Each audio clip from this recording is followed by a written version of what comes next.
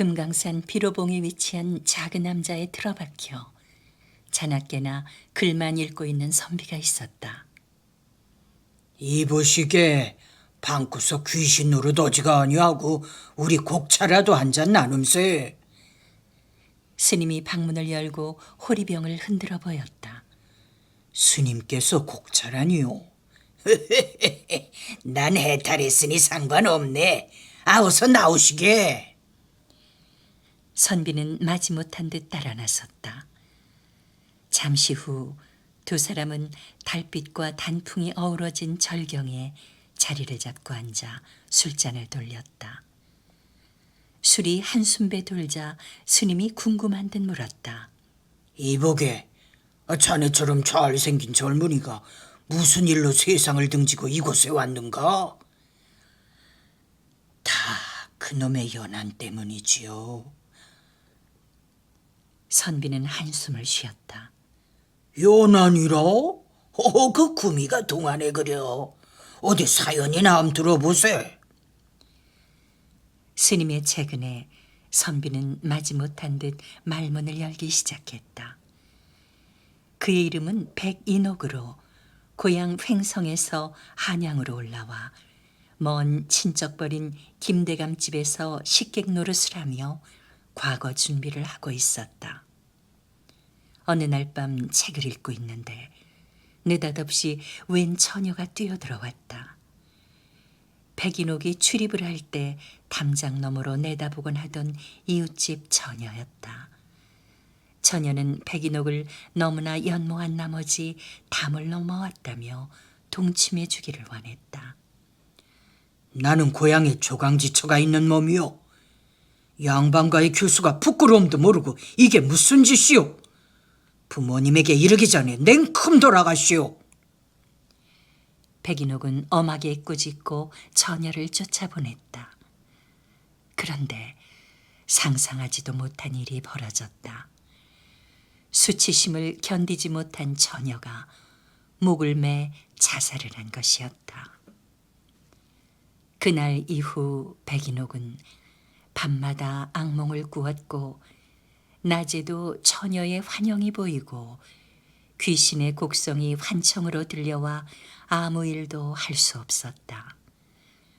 원귀의 저주 때문인지 과거에도 낙방하고 아내마저 돌림병으로 세상을 떠나자 그는 삶의 의욕을 잃고 말았다.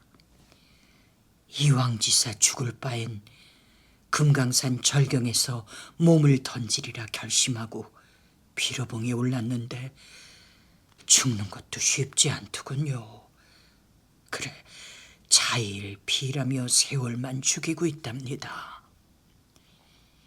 백인옥의 신세 타령을 들은 스님은 껄껄거리고 웃었다. 사내 대장부가 이렇게 약해 빠져서야. 귀신이니 원균이 하는 건 다 기가 약해서 생기는 일일세. 내 얘기 한번 들어보시게나. 입산하기 전 난 대갓집 상노였다네. 근데 주인댁 무남동녀인 연희 아가씨를 미치도록 좋아하게 됐지. 종놈 주제의 말일세. 그녀를 내 품에 안아볼 수만 있다면 죽어도 여한이 없을 것 같았어. 그날도 오늘처럼 달이 밝았지. 나는 별당에 불이 꺼지길 기다렸다가 방문을 열고 들어가 잠든 연희 아가씨를 끌어안았지. 근데 눈을 뜬 연희 아가씨가 놀라 비명을 질러대는 거야. 나는 황급히 그녀의 입을 틀어막고 정신없이 목을 눌렀어. 잠시 후 정신을 차려보니 연희 아가씨 숨이 끊어져 있더구만. 잠시 말을 끄는 스님은 목이 타는 듯 벌컥벌컥 술을 들이켰다. 그 길로 주랭랑을 놓았다네. 머리를 깎고 죽노릇을 하며 숨어 지냈지. 인생이란 묘하더구만. 그러다가 내가 진짜 중이 되고 말았으니. 이런 죽일 놈이. 격분한 백인옥은 벌떡 일어서며 낄낄거리는 돌중에 면상을 걷어찼다. 불의의 일격을 당한 그는 비명도 지르지 못한 채 절벽 아래로 굴러떨어지고 말았다. 즉사였다. 엉겁결에 살인을 저지른 백인옥이 크게 당황하고 있는 사이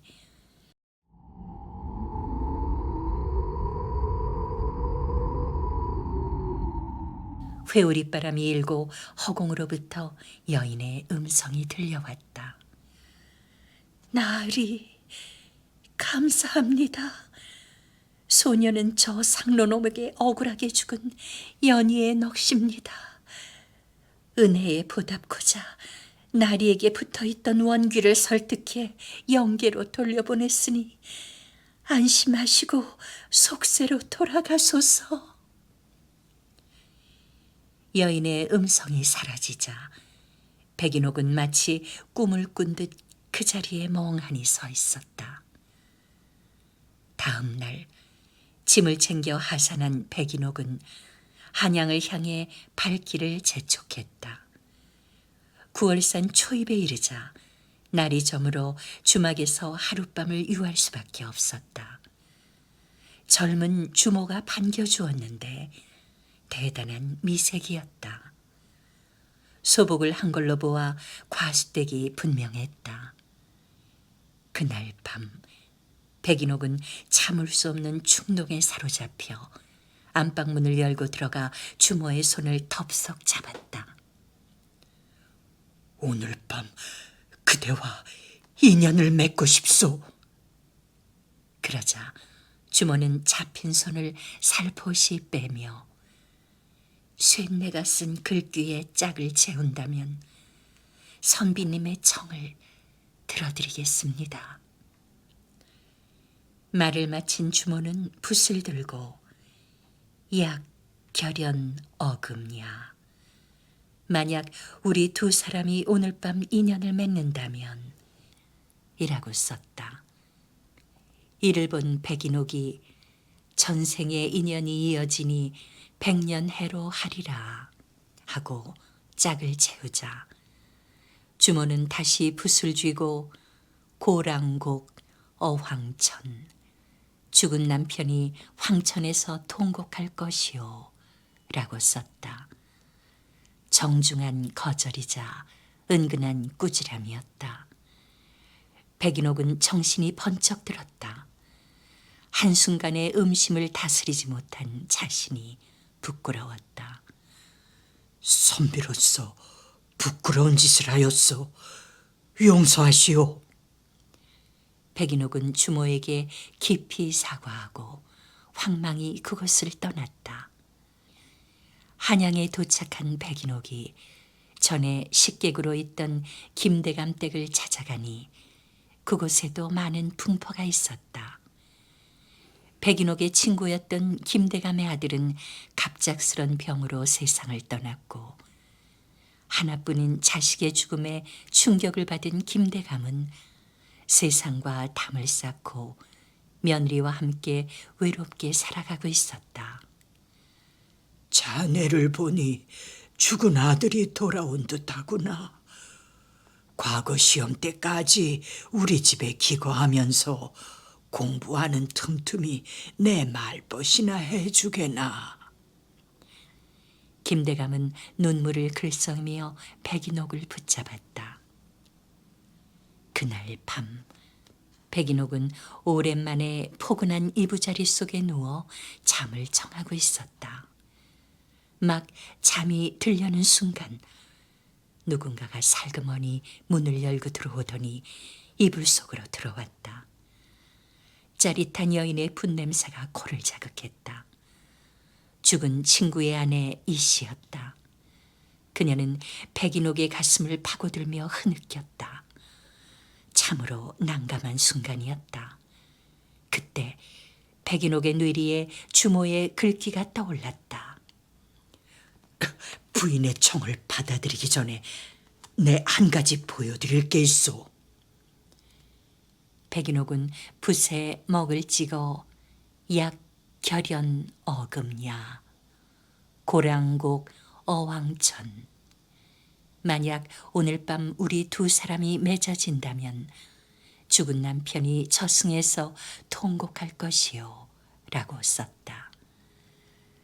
그 글귀를 본 순간 부인은 고개를 떨어뜨리고 오열하기 시작했다. 그 울음소리는 차라리 절규에 가까웠다. 김대감이 방문을 열고 들어선 것은 바로 그때였다. 김대감의 손엔 칼이 들려 있었다. 오늘 둘이 불륜을 저질렀다면 이 칼이 용서치 않았을 것이네. 그러나 자네 같은 고결한 선비를 오해한 내가 심히 부끄럽네. 용서해 주게나. 방문 밖에서 숨어 지켜보고 있던 김대감은 백인홍이 문장으로 며느리를 타이르는 것을 보고 크게 감동을 받았던 것이다. 난 이제 죽을 때가 되었으나 후사를 이을 자식이 없네. 자네가 내 아들이 돼 우리 며느리와 결혼을 해주게나. 김대감의 간절한 요청을 받아들인 백인옥은 이씨 부인과 재혼을 하고 김대감의 실질적인 후계자가 돼 행복한 여생을 보내었다. 백인옥은 이 모든 것이 연인왕자의 홀령이 주모로 변신해 자신의 앞길을 예시해 준 덕분임을 깨닫고 한평생 감사한 마음을 잊지 않았다고 한다.